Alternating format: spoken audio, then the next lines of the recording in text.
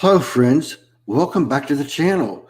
Please give it a like, subscribe, all these things.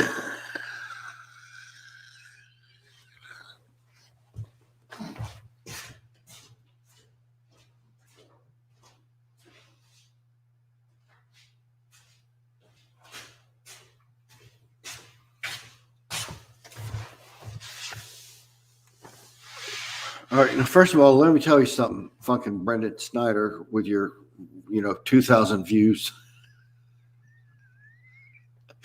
Talking about every fucking band that's ever come out of the, record factory. He says, if you're new to my channel,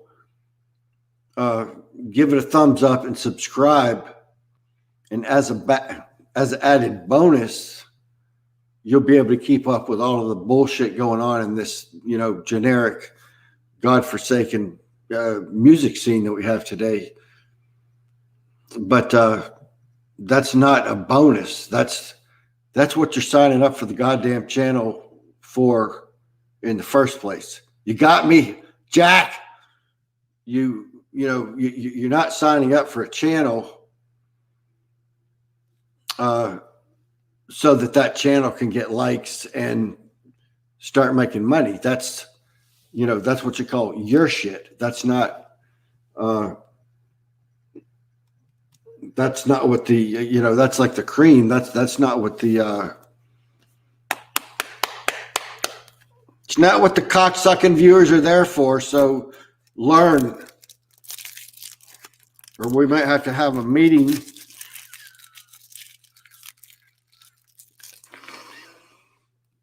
At high noon, or first light, 1890, Colony Drive, Surfside Beach, South Carolina, 29575. And don't kid yourself. I will fuck.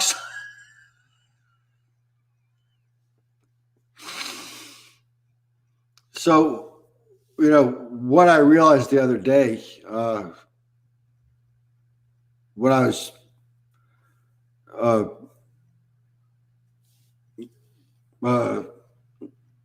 sharing my idiocy with the 3.5 of you about buying the CDs when I didn't know what they were even going to be.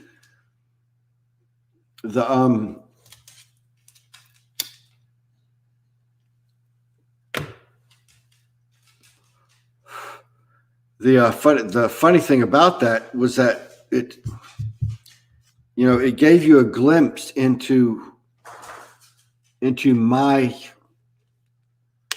naivety, not to be confused with the nativity scene, but with my naivete.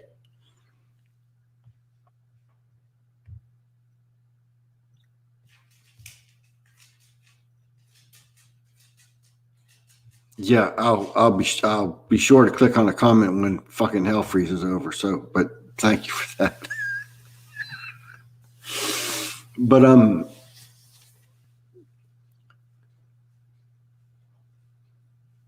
I've been known to indulge in various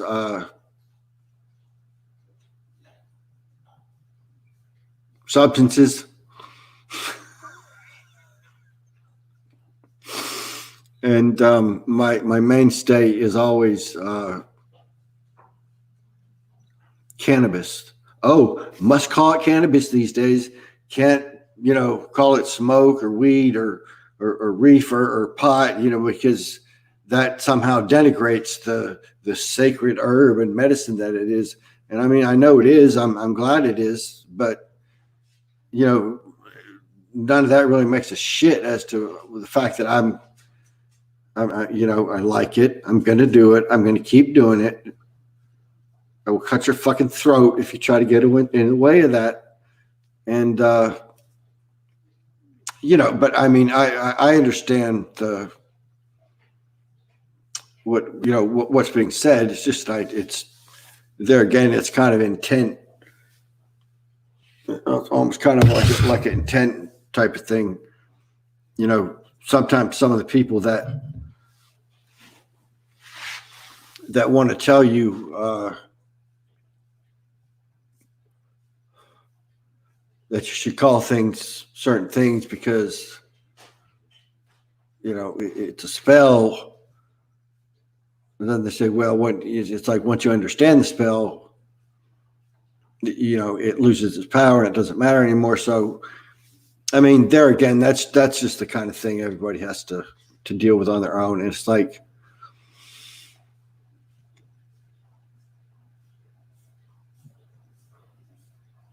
I can't believe some of the people that Mark Devlin, who I learn about through him, and I go, and investigate them, view them, familiarize myself with their stuff, and see what kind of a top-notch production that they're putting on. And for some reason, oftentimes some of these people they have seemingly multitudes of people supporting them and all of this, and they're just talking about nonsense, or but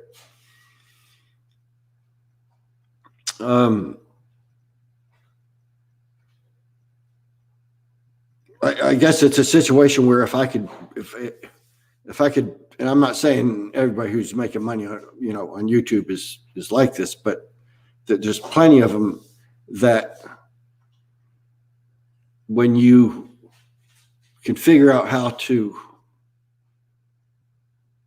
a combination of kind of playing people, making them feel like they're friends with people who are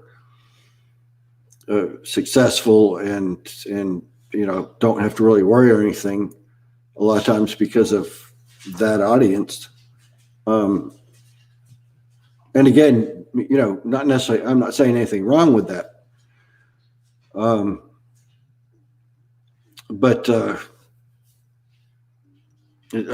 for me, it's just something to consider. But if I didn't mention imbibing in occasional Xanax lately, I meant to, because it has a really good. It's like a good match with my personality.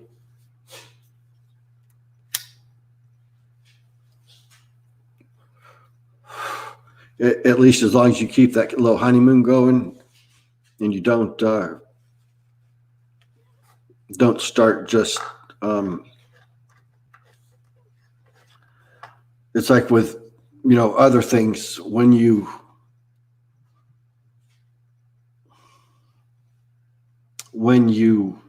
just start doing something like that by, like, when you get up in the morning or something, it's like it loses, you lose the kind of a little bit of freedom and anxiety relief. And I think most of you probably know what I'm talking about, because that little bit of release that you got, that then becomes normal, and then you have to keep,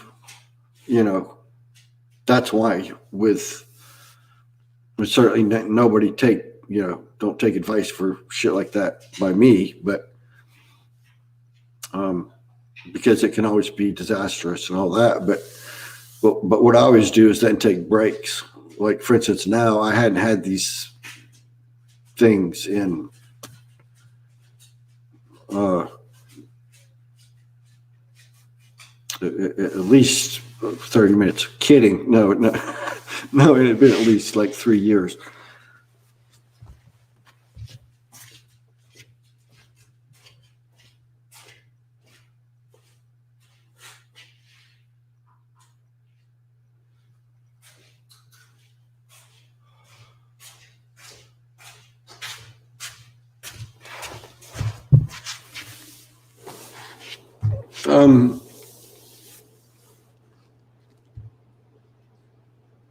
Gee, I hope that title wasn't, vague and confusing. Like no one would know what the hell this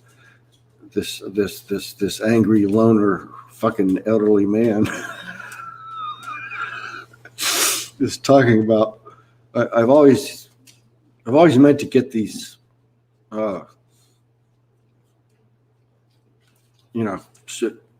start establishing something here on a more, consistent basis. But thus far, I'm not so much with the, scheduling, planning, arranging, producing. Like a lot of these times where I've done these brief little interviews, I mean, it's like I'll have some stuff written.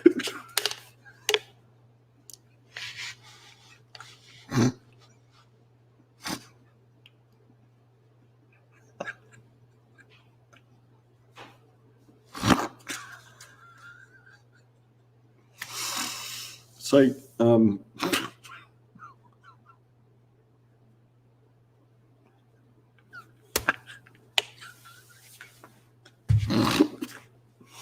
so, okay, it's like, I'll have some stuff. Mindy, please sit down, honey. We'll go out in a little bit. That's a good girl. You can come up. Come up.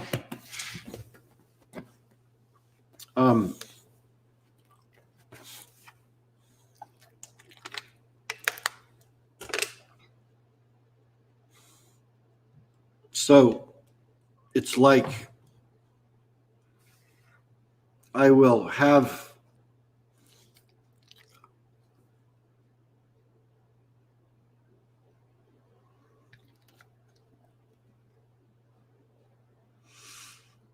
I will have something.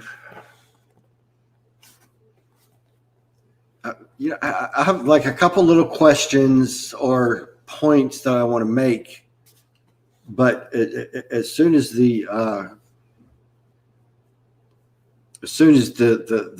thing starts, I start having like anxiety, and I'm get nervous, and I'm like, oh my God, what what the hell?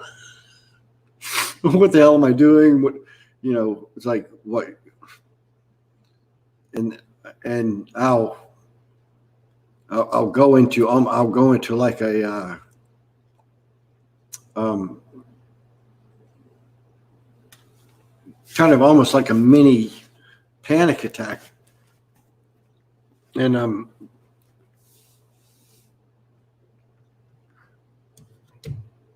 I'll almost hope that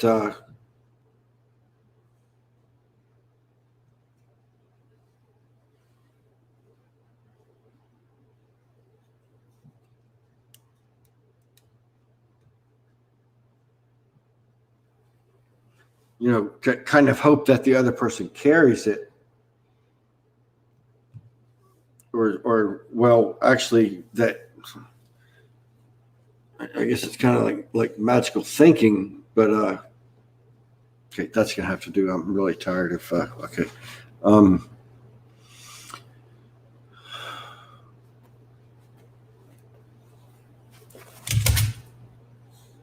So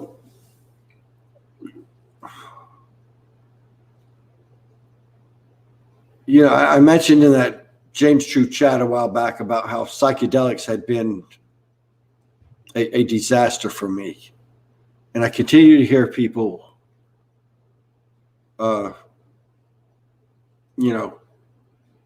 praise them, or not praise them, but speak about them in a positive, or close enough to a positive light that they're still somewhat encouraging them, although they do advise caution and all of that. And I'm not please understand, I'm not anti those people who have that view, or at least the ones that give the balanced truth about it. But not to go too far down an avenue that's really not necessary right now, because what's important is what I want to say about this subject, and it is that I absolutely would not, under any circumstances, do those things again, whether it be acid, ayahuasca, DMT, none of that, because I experienced some things that by the way, you random YouTubers that might be right out there right now, and you see this light on, since I do have 1,600 subscribers. I mean, I don't know why they're, but no, I'm kidding, but not half kidding. But if I could just send a message into the ether right now, this could be something that you might want to chime in on and be interested in. But maybe there will be more to come.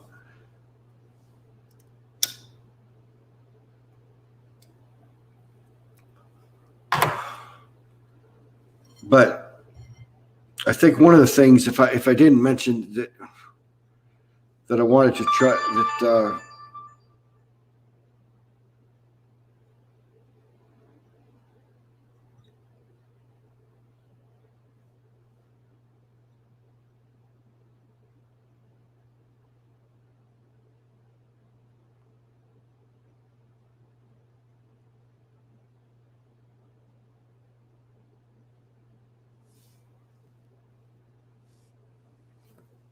so here's something interesting. I just had a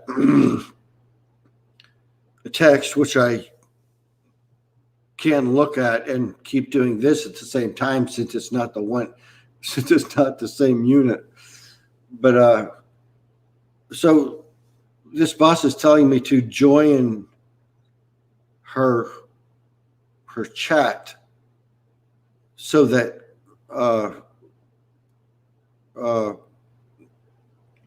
in other words, it's a 24-hour Discord for the people who work at that store.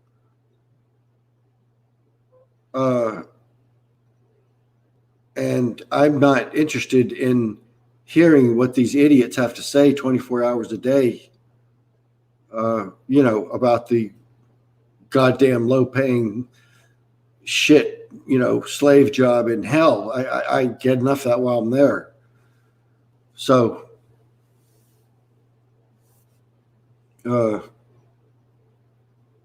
yeah, I'm not even gonna respond to that right now.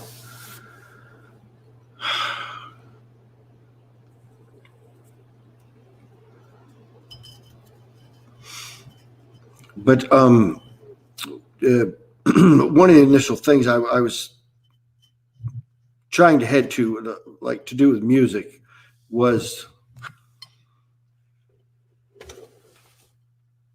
for instance, years and years, I thought Tom Petty was the shit,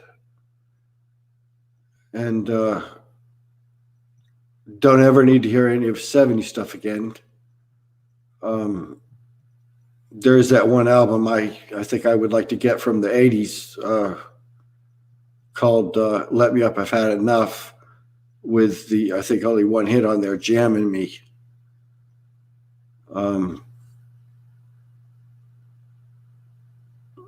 Okay, so I think I want that one. And then there's another one from, I think it's 1999. And it's called Echo. And the song you might know from it is I got a room at the top of the world tonight.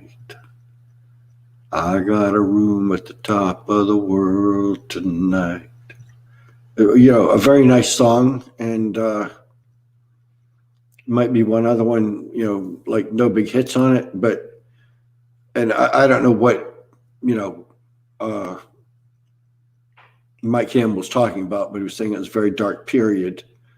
I don't know if that was like close to the time of, Tom's Fire, or a divorce, or what. It's not really important either, but it was just an album that really resonated with me. And there could be a couple of others, but the problem with him and Springsteen, and like maybe a couple others like that, is it's kind of a double-edged sword, but it's like that's how they make their living, especially in the concerts. But do you really need that much product from the whoever it is? Because like I said before,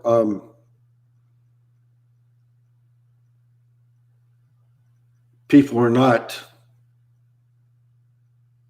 they're just not that profound, and certainly not as profound as you usually think they are.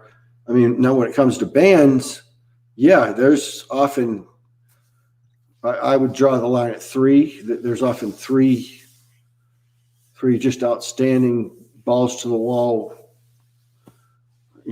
classic sounds, and the energy, and just the time, and all that sort of thing, and plus the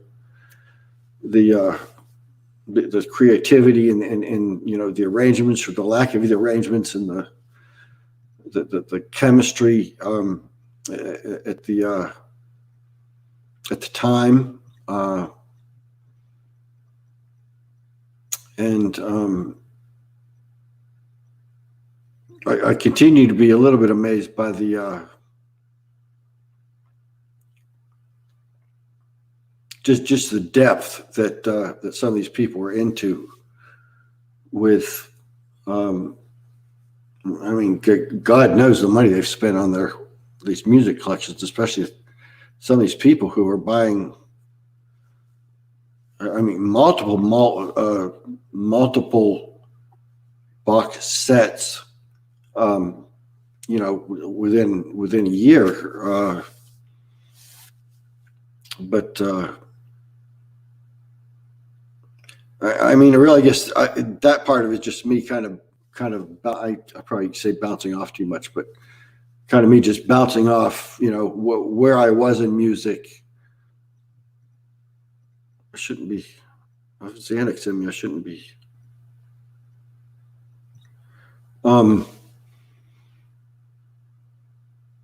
It just kind of like where I was in music, and I've been so many different places, and now kind of, I mean, not really starting again with, like what I like and don't like. There will be, I'm sure, some progression with that, but just as far as collecting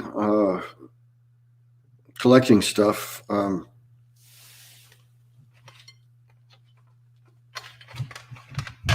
got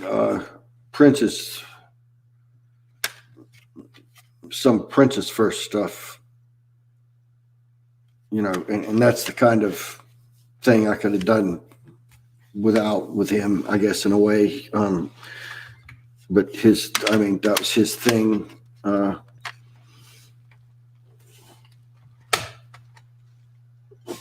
was over at this guy's house the other day here, who I'm not going to be associating with anymore, because he gets a check, and he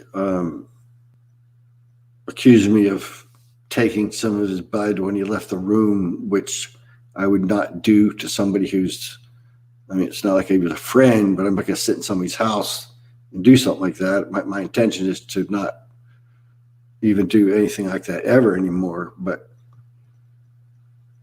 if a trash bag falls into your pocket at work once in a while, I mean, what are you going to do? But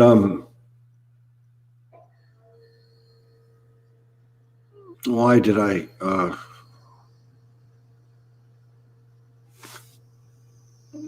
brought him up for some reason.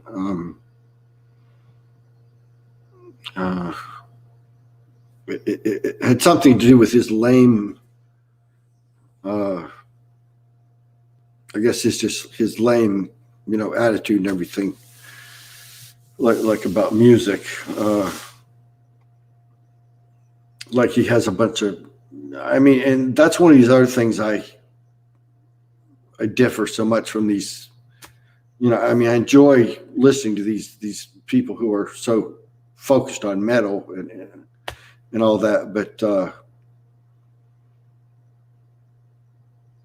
and there's this one beautiful young lady on one of the shows who's still all about Ozzy, and I guess I can kind of understand that, because of her age, but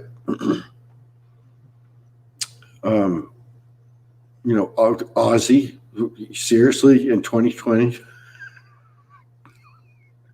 Come on, man. Jesus Christ. I don't know what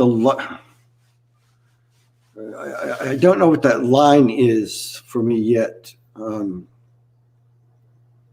Where there's metal that I appreciate, and then metal that's like, oh, that's too far. That's that's just nothing but negative.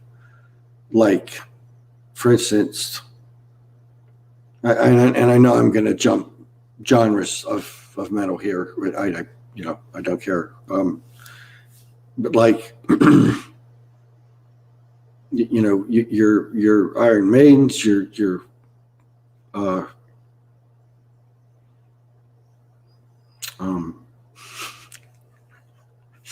the Judas Priest, even some of the 80s Kiss, I guess.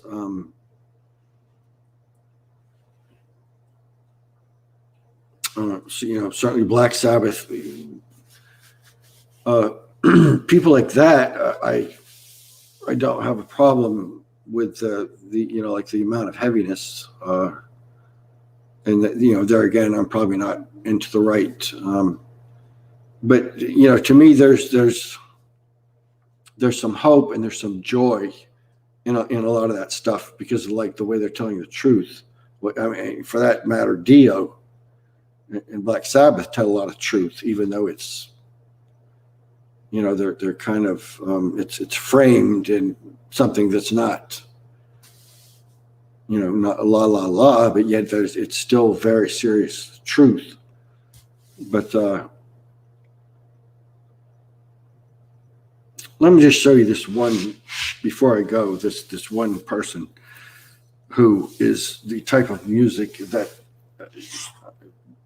I want to be exploring, is these sort of virtuoso people as well as some of the more traditional things.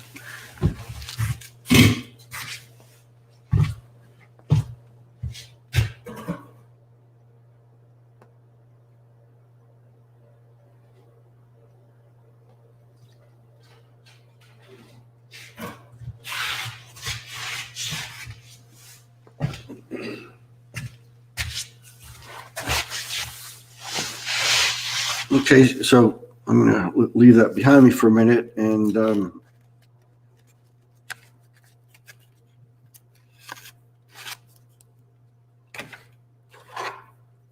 going to give you some clues and see if you can have some idea of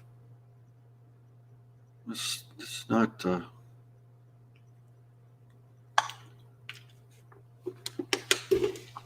Actually, I need to cut the heat up, so there's nobody here anyway. So.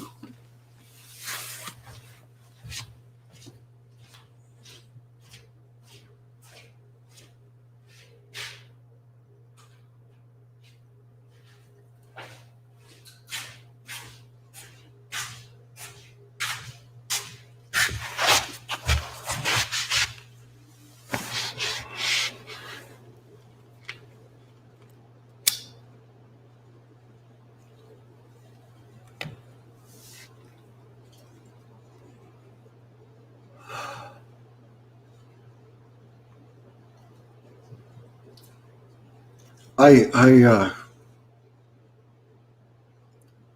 I could perhaps start doing some sort of music shows. Uh,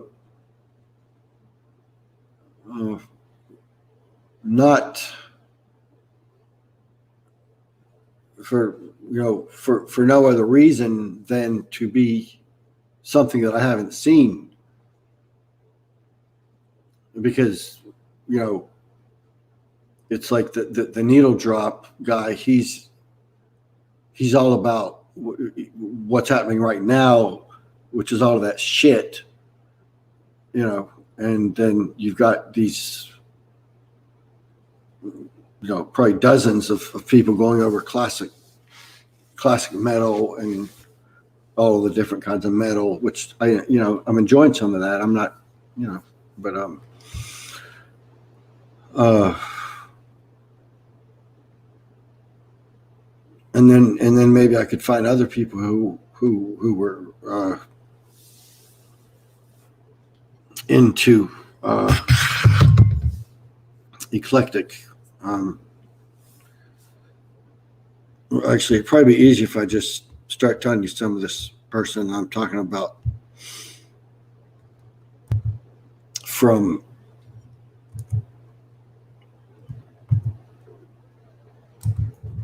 a search rather than trying to get it all from my head.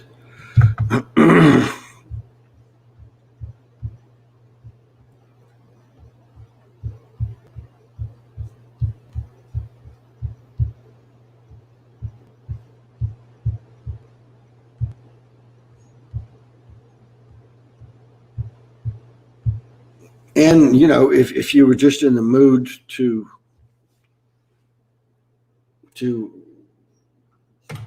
chill and listen to somebody talk, then you were in pretty good luck today.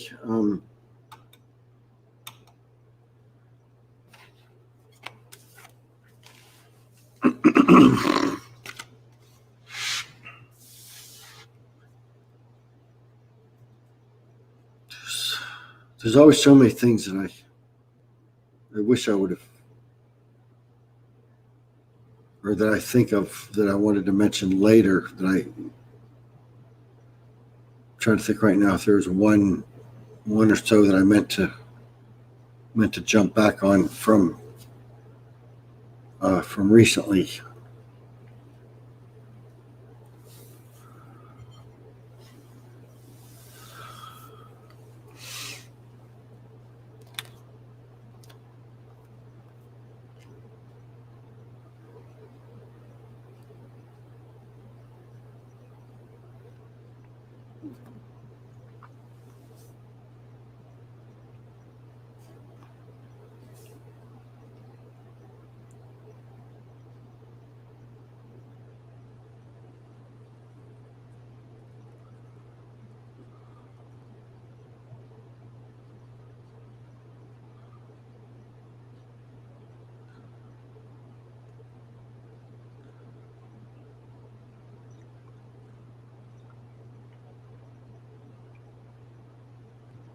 Okay, now what was I? Okay, I believe I was going to start telling you a little bit about this person who is I mean, probably not. There's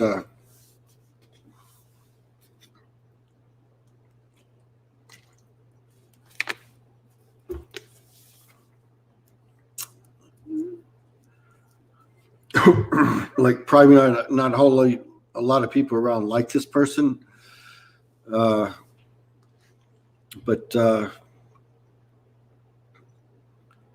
as a matter of fact, maybe I should tell you some of this stuff and then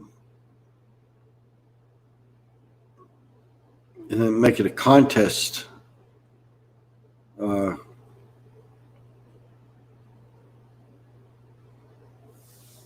Except that I don't really have any viewers right now, but I could I could leave this up for a week, because I know at least 8 or 10 of you. Yeah, I mean, it's just, yeah, and then that will be a second part of this kind of probably the most eclectic near music show that will ever be on TV, and also, with there'll be no, there's not going to be a production. There'll be no production value, virtually no planning. So don't worry. So don't worry about any of that. Okay. Anyway, if I gave the year of the birth, it might narrow it down too much. So I genuinely want to try to make this something where it could be more than 3 or 4 people. All right. So, American musician, songwriter, film score, composer, and record producer. He's a multi-instrumentalist, but is best known for his blank guitar work, his interest in roots music from the United States, and his collaborations with traditional musicians from many countries. This person's solo career works upon many genres. He has played with John Lee Hooker, Captain Beefheart, Gordon Lightfoot, and it goes on to, a dozen others, which I will not mention.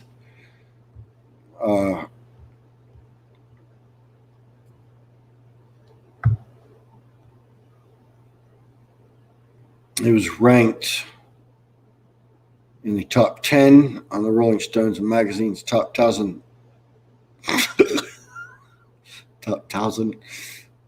list of or no.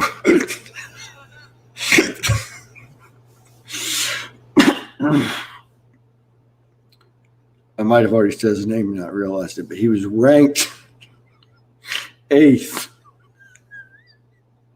Well, that would give that would give it.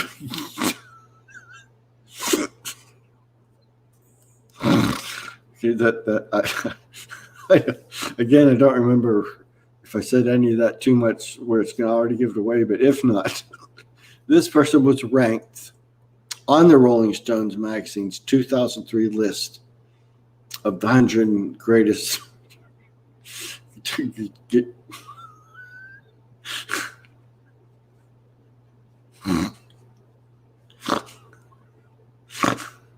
guitar. So I'm going to leave you with that as far as that part of it. There's only one other little amusing I guess an anecdote has to do with medicine. An anecdote is like a little story. So this would be like a little anecdote if I'm not fucked that up. And so the question now becomes, okay, yeah, I remember what it was.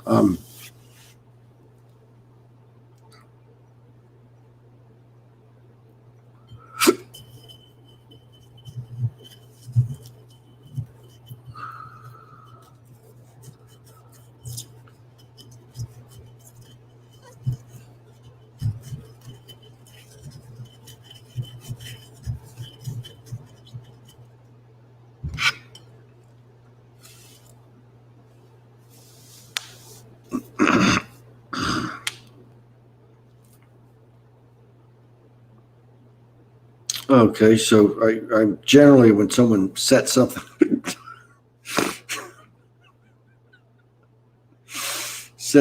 up, then shortly thereafter, they would tell you what it is they were, talking about. And because, because we're talking about,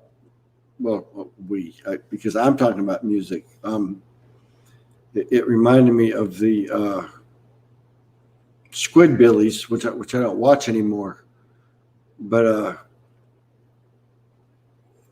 the son, or